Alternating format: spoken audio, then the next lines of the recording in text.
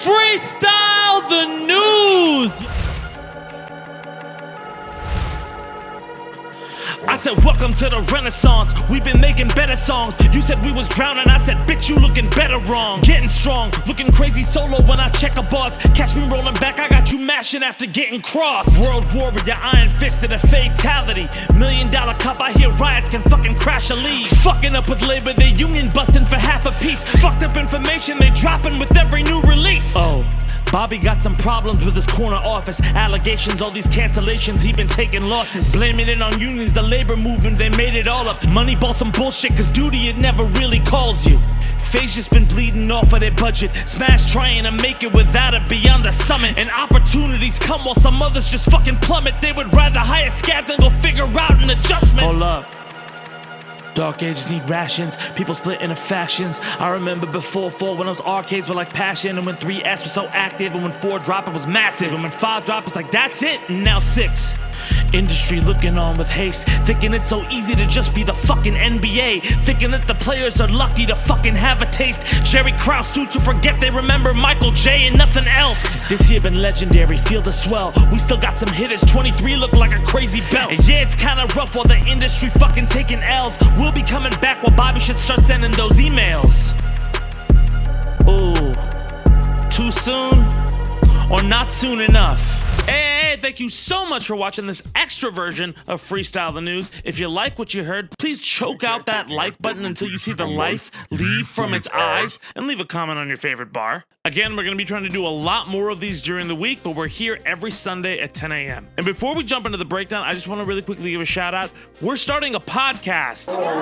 You need to leave. Hold on a second. Me and St. Cola are starting a fighting game podcast. If you know me before, Phil, not only did I do Freestyle the New stuff, I did stuff for like Street Fighter and all these other fighting games. I was super involved in that community. And Street Fighter 6 just came out. It's called Let 'Em Cook, which is, by the way, fucking amazing name. I'm super hype about it. Yeah, but after this, go and check out Let 'Em Cook. We're gonna give it its own channel, and we're gonna post a few clips here so you guys can get a taste of what it's like. But anyway, let's get into the breakdown and talk about esports, because it's not in the best place right now. Giant organizations are shutting their doors. There are tons of labor disputes. People are bleeding money. It's not in a good spot. Or is it? Because at the same time while all of this is happening, more money is being poured into the scene.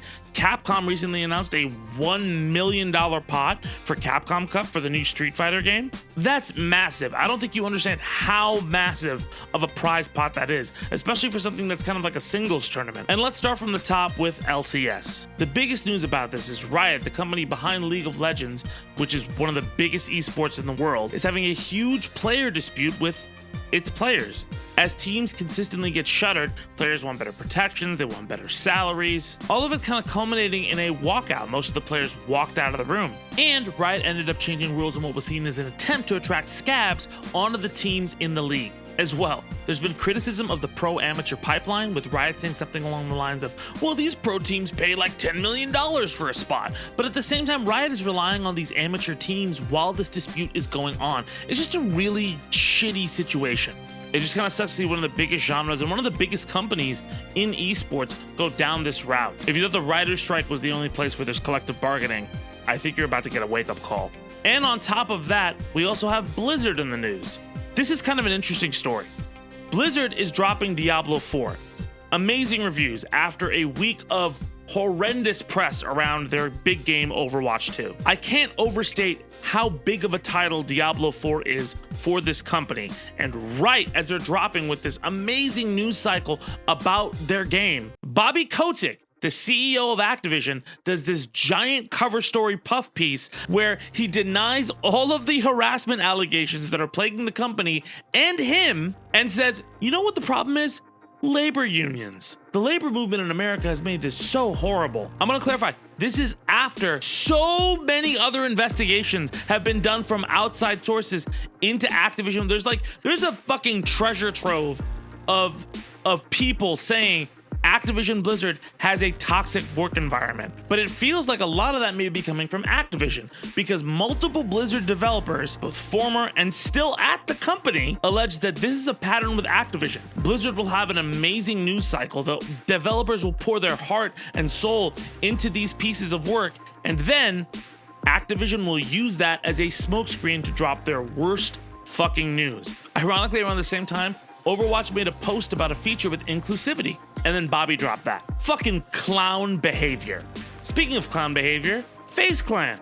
FaZe Clan seems to be in the news for all of the worst reasons right now. Last year, they recorded a $53 million loss. That's fucking horrible. And look, there's plenty of drama going on between players and spokespeople, but the thing I wanted to focus on again was the esports scene and what this means. FaZe is an enormous name in esports. It's like, this is the proof that this thing could be legitimate. This is the proof in the pudding that it can break through to the mainstream. It's very scary to think that this is what we have in our future. If you want my personal thoughts on it, I think the whole business model is fucked. The way esports is advertised, the way esports is built up, there's a lot of things that you can do to make a profit, but currently, the way a lot of investors are seeing it and the way a lot of things are being handled aren't being handled in an optimal way to monetize properly. And I see it all the time in the esport I'm involved in. Street Fighter and fighting games. A lot of people look to prize pots, a lot of people look to sponsorships, but a lot of those sponsorships have huge asks, like people need to buy like $500 or $600 peripherals, but there needs to be a little bit more infrastructure put into place.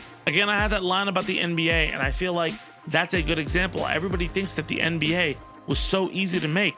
It wasn't. It takes so much work to make people want to come to those events. And again, one of the best examples of like events people would love to go to was League of Legends and the LCS. But when you have a bunch of people acting like Jerry Krause did, if you don't know the reference, Jerry Krause is the general manager of the Chicago Bulls when Michael Jordan was in place. And he's just generally seen as a little bit disrespectful to a lot of the players there. And there's a lot of controversy around that. How he treated Scottie Pippen and how he kind of broke up the Bulls and kind of undermined a lot of the work that the players put in. Was like, well, the front office does a lot too.